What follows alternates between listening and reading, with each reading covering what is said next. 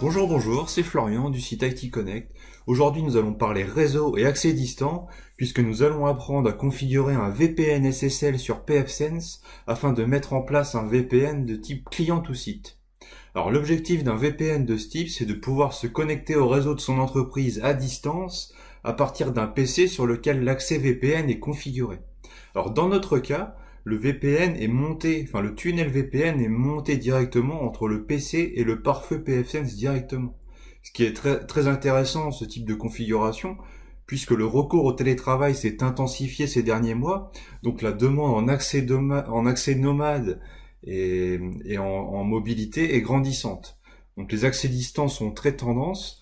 Donc je vous propose aujourd'hui de poser un peu les choses et de voir un schéma de l'architecture que nous allons déployer pour que tout soit bien clair. Puis en termes d'organisation, nous allons poser la méthodologie que l'on va dérouler ensuite. Et puis on partira sur la démo pour mettre tout ça en œuvre. Alors concernant le schéma de l'architecture.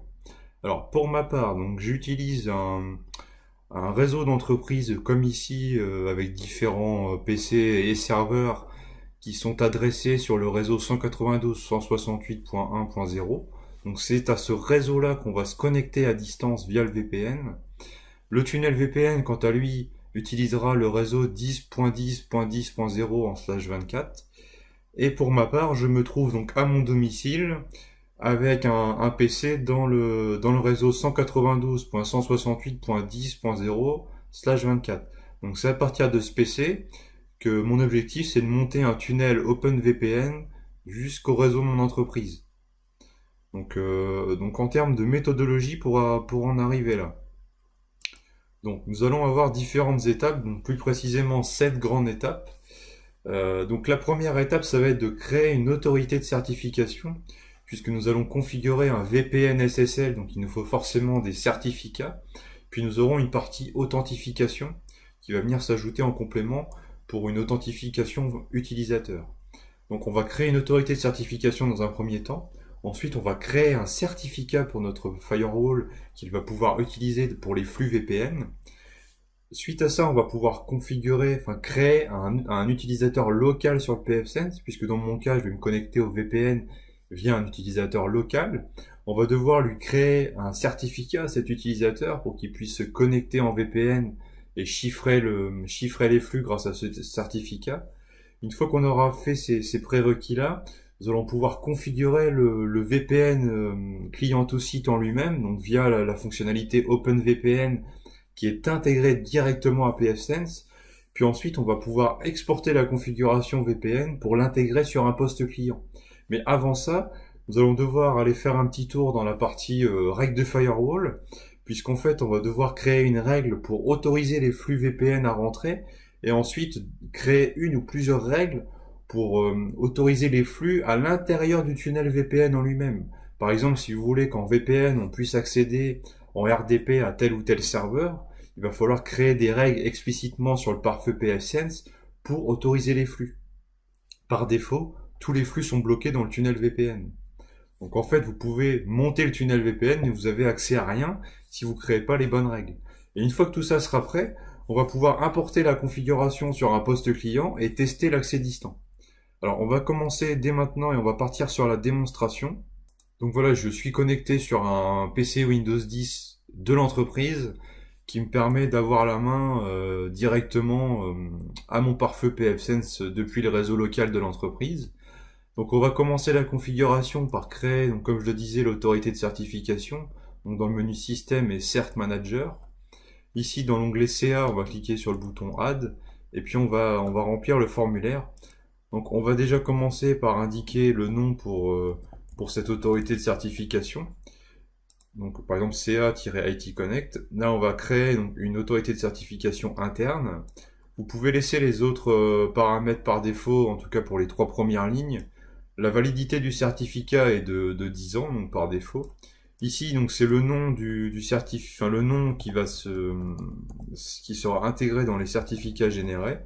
Donc on peut ajouter, on peut mettre par exemple IT Connect, voilà. Donc là après vous avez différentes informations à remplir concernant le pays, la ville et le nom de l'organisation. Donc je vous laisse remplir tout ça. Donc une fois que les différents paramètres sont bien remplis, on va cliquer sur Save pour créer l'autorité de certification. Donc on peut voir, comme je vous le disais, que le certificat est valide 10 ans et que donc l'autorité de certification est bien créée.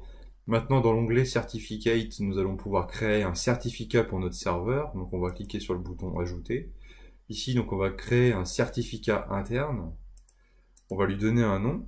Donc on va mettre certificat OpenVPN par exemple. Là, on va se baser sur l'autorité de certification qu'on vient de créer, vous voyez ici.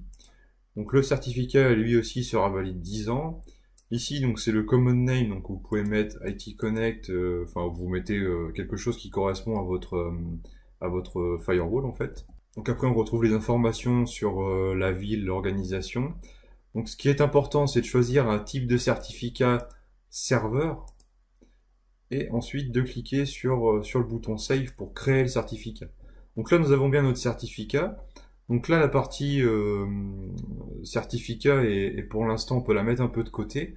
Maintenant, nous allons aller créer un utilisateur. Alors pour créer l'utilisateur, c'est dans le menu Système, User Manager. Donc ici, on va cliquer sur le bouton Add. On va donner un nom à cet utilisateur, par exemple vpn.itconnect. Là, vous allez définir un mot de passe. Donc ça sera le mot de passe pour se connecter au VPN en fait pour cet utilisateur là. Alors il est à noter qu'on peut utiliser une base d'annuaire Active Directory ou un autre annuaire LDAP pour l'authentification VPN. Dans ce cas-là, je vous invite à aller dans la partie Authentication Servers et à déclarer votre annuaire. Et quand on va faire la configuration de l'OpenVPN Server, vous allez choisir votre annuaire plutôt que la base locale comme source. En tout cas, pour le certificat, il faut quand même créer un utilisateur pour avoir au moins un certificat de type utilisateur à intégrer dans la configuration de l'OpenVPN. Donc, dans tous les cas, vous devez au moins créer un utilisateur local. Donc ici, ce qui va être intéressant, c'est de cocher cette case-là, pour afficher le formulaire de création d'un certificat utilisateur. Donc là, on va mettre certificat VPN IT Connect, voilà. Et on va cliquer sur le bouton Save. Donc à partir de là, nous avons bien notre utilisateur. Et si on retourne voir dans le gestionnaire de certificats, dans l'onglet certificats, on peut voir également que nous avons le certificat de type user qui est bien arrivé ici. Donc maintenant, nous allons créer la configuration OpenVPN dans l'onglet VPN et OpenVPN. Donc, ensuite, dans la section serveur, on va cliquer sur Add et on va réaliser la configuration. Donc là, il y a pas mal d'options à voir et à renseigner, même si on va pas forcément tout modifier. Donc la première étape, c'est le serveur mode. Donc nous allons prendre Remote Access, SSL plus User Host, parce qu'en fait, on va se baser sur, donc c'est un accès distance qui va se baser sur une authentification par certificat et par compte utilisateur. Ensuite, pour l'authentification des utilisateurs, on va prendre nous la local database, puisque c'est un compte local au pfSense que l'on va utiliser pour se connecter en VPN. Mais si vous utilisez un annuaire LDAP comme l'Active Directory, vous devez le retrouver dans la liste et du coup vous devez le sélectionner. Ensuite, donc c'est un protocole en UDP. L'interface ce sera le WAN puisque la connexion VPN on va la monter en venant taper sur l'interface WAN du pfSense. Ensuite, vous avez le port local. Donc là, par défaut, c'est 1194. Mais je vous invite à utiliser un port personnalisé. Donc là, je ne vais pas vous influencer, on va dire. Je vous laisse choisir le port personnalisé que vous souhaitez. Mais évitez en tout cas d'utiliser le port par défaut. Ensuite, on peut indiquer une petite description à tout ça. Alors, pour la partie chiffrement. Donc là, on voit bien qu'on retrouve notre autorité de certification ici. Au niveau du certificat du serveur, donc c'est là où on va reprendre le certificat serveur qui est ici. Donc là, on a repris le certificat, voilà. Ensuite, au niveau de l'algorithme de chiffrement, donc par défaut, c'est de l'AES 128. Ce que je vous propose, c'est de passer sur de l'AES 256 CBC.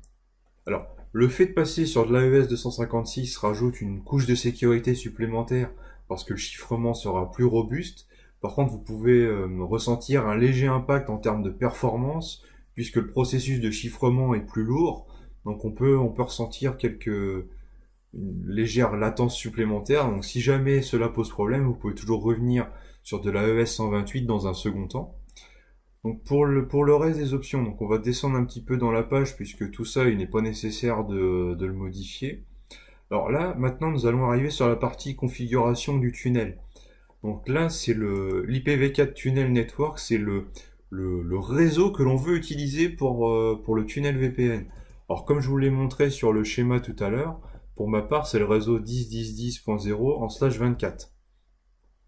Donc je ne vais pas utiliser de tunnel en IPv6, seulement en IPv4. Ensuite, vous avez une option redirect IPv4 Gateway. Donc si vous la cochez, lorsqu'un utilisateur se connectera en VPN, l'intégralité des flux du poste client vont passer par le VPN. Si vous laissez cette option décochée, vous allez avoir les flux qui vont pouvoir passer à la fois dans le VPN et les flux et les autres flux sur la navigation, enfin sur la sortie internet du domicile de l'utilisateur. Donc là, c'est plutôt un choix en termes de politique d'entreprise, on va dire, de faire l'un ou l'autre. Ensuite, nous avons le champ IPv4 Local Network. Donc là, ce sont les réseaux IP que l'on veut rendre accessibles au travers du VPN. Donc pour ma part, mon réseau d'entreprise, il est en 192.168.1.0 en /24, donc je vais l'indiquer ici, puisque c'est ce réseau-là que je veux rendre accessible au travers du VPN. Donc si vous avez plusieurs sous-réseaux à rendre accessibles, on peut imaginer un pare-feu régional qui donne accès ensuite à différentes agences, à différents sites. Donc potentiellement, vous allez avoir plusieurs sous-réseaux à autoriser. Donc ici, on va indiquer donc un premier sous-réseau. On met une virgule et on indique à la suite les autres sous-réseaux pour en indiquer plusieurs. Donc la partie IPv6 ne nous intéresse pas ici. Au niveau des connexions concurrentes, donc ça c'est le nombre d'accès simultanés que vous autorisez. Je pense que ça peut quand même être intéressant d'indiquer une limite en fonction du nombre d'utilisateurs que vous avez à connecter. Vous pouvez par exemple, si vous avez 10 personnes, mettre une limite à 12 ou 13 ou un peu plus. Donc là c'est le nombre de connexions concurrentes qu'il faudra penser à faire évoluer si le nombre d'accès VPN est amené à évoluer lui aussi. Donc ensuite nous avons différentes options. Au niveau de la partie client. Donc on a l'option dynamique IP.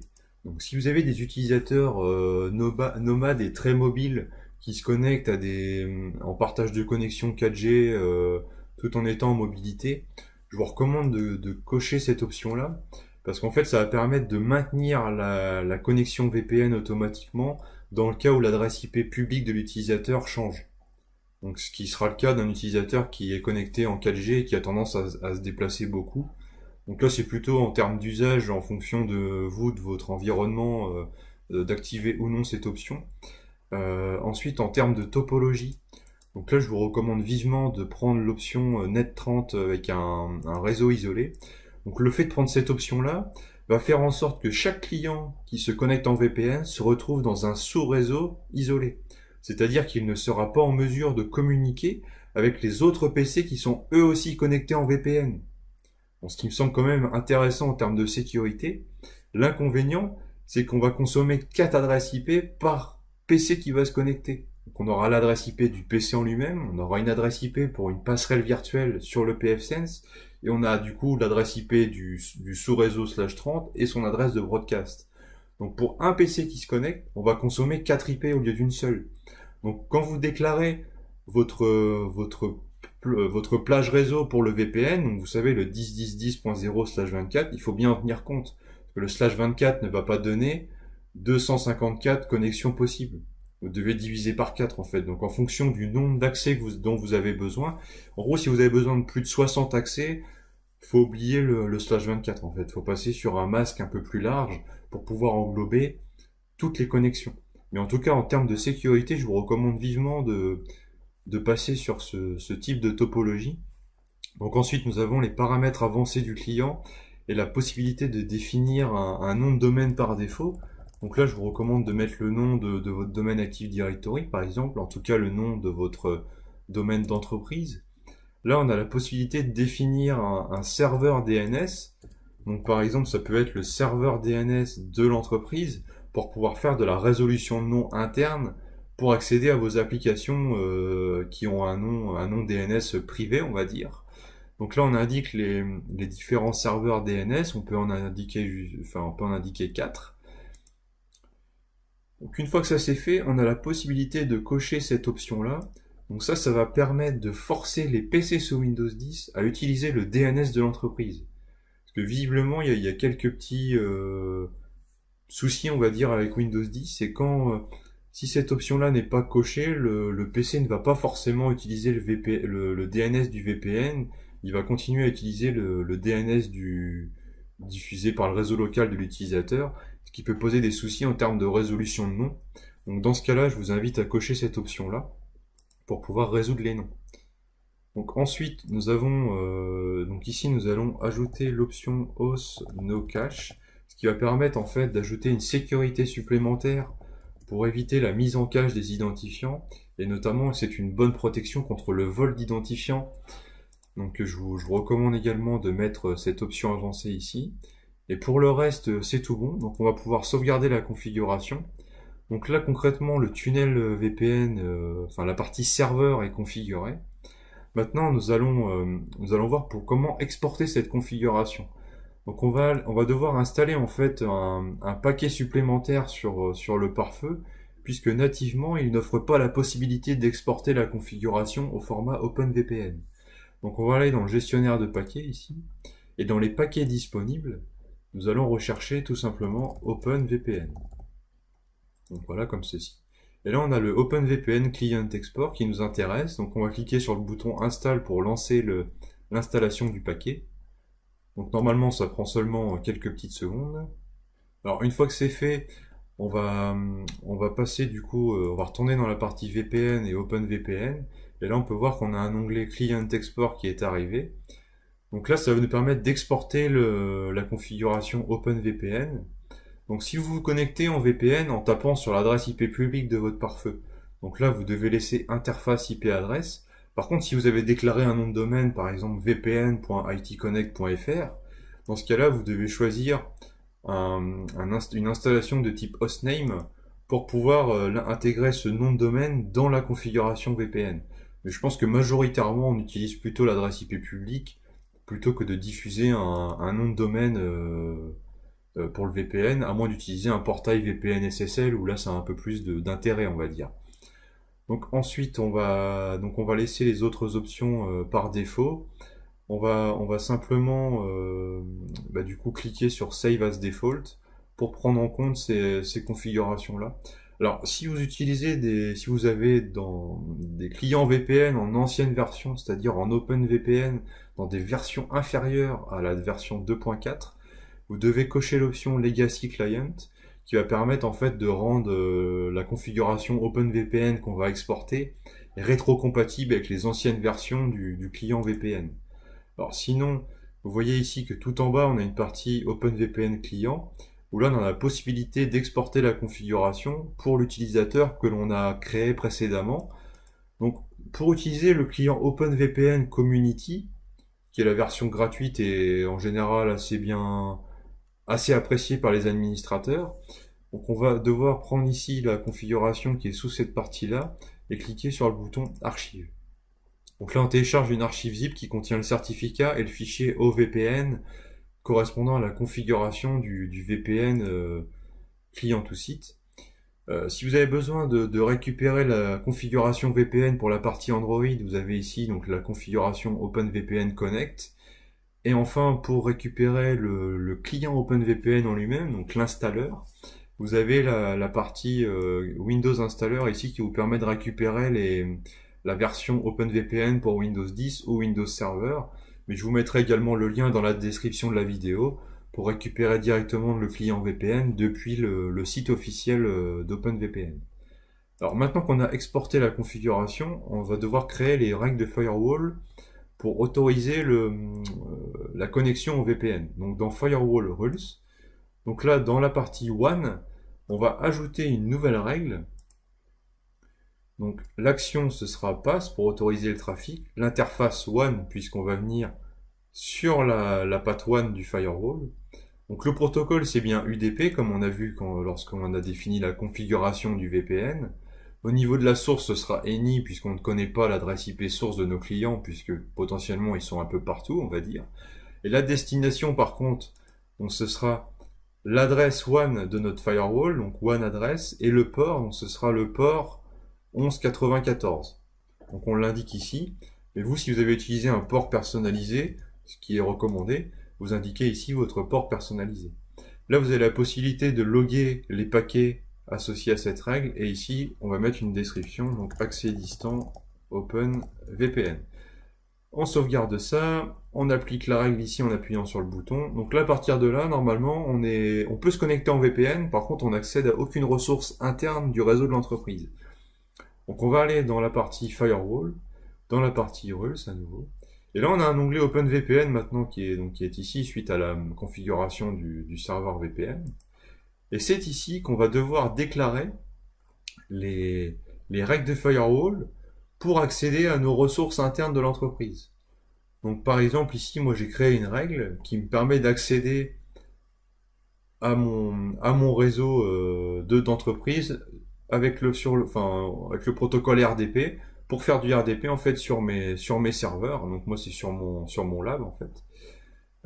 Vous devez ajouter différentes règles comme ça en fonction des flux que vous souhaitez autoriser. Par exemple des flux HTTPS à destination d'une appli web qui est hébergée en interne à votre entreprise. Donc là, on va en fait à chaque fois, il faut créer une règle. Et donc c'est bien l'interface OpenVPN qu'il faudra choisir.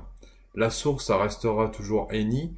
Et la destination, c'est là où vous allez mettre l'hôte cible, donc votre serveur d'entreprise, avec son IP local, et le port de destination. Donc il faudra créer comme ça autant de règles que nécessaire pour autoriser les flux. Une fois que tout ça est fait, on va pouvoir en fait, depuis un PC distant, c'est-à-dire un PC, le PC depuis lequel on est à notre domicile, importer la configuration OpenVPN et tenter de se connecter. On va dire c'est un peu le moment de vérité. Alors je vais aller sur mon PC client. Alors sur le PC client, j'ai installé le client OpenVPN Community. Et j'ai récupéré j'ai la configuration que l'on a exportée tout à l'heure afin de la stocker en fait dans le dossier donc c2.programme OpenVPN config et j'ai copié le contenu du zip que j'ai récupéré tout à l'heure directement dans ce dossier là. Donc ce qu'on va faire déjà c'est renommer pour que ce soit un peu plus parlant on va dire. Et dans ce dossier-là, donc on retrouve bien nos fichiers. Alors le nom de la connexion qui va s'afficher dans le client OpenVPN, en fait c'est le nom du fichier OVPN ici. Donc si on veut que ce soit un nom un peu plus corporate, un peu plus parlant pour l'utilisateur, on peut le nommer différemment. Donc ici par exemple itconnect.ovpn, voilà. Donc une fois qu'on a fait ça, on va pouvoir tenter une connexion distante sur notre réseau d'entreprise avec le client OpenVPN qui est ici. Donc on fait un clic droit et on fait connecter. Et là on peut voir donc on a une fenêtre en fait qui sauve de connexion où là on nous demande donc l'utilisateur et le mot de passe. Donc là je vais renseigner les informations de connexion de mon utilisateur local. Donc une fois que les identifiants sont saisis, on clique sur OK pour monter la connexion. Et là c'est un peu le moment de vérité. Donc là, on peut voir que la connexion s'est montée puisqu'en fait le petit écran est passé au vert. Donc là, c'est que le VPN concrètement il est connecté. On peut voir que je suis connecté à IT Connect. Donc ça correspond bien au nom du fichier OpenVPN que je vous disais tout à l'heure. Donc le fait de renommer le fichier permet de modifier le nom de la connexion. Et on peut voir que j'ai l'adresse IP 10.10.10.6. Donc c'est bien l'adresse IP correspondant à une adresse IP de ma plage réseau VPN. Donc ça correspond bien à la configuration que j'ai fait sur ma machine.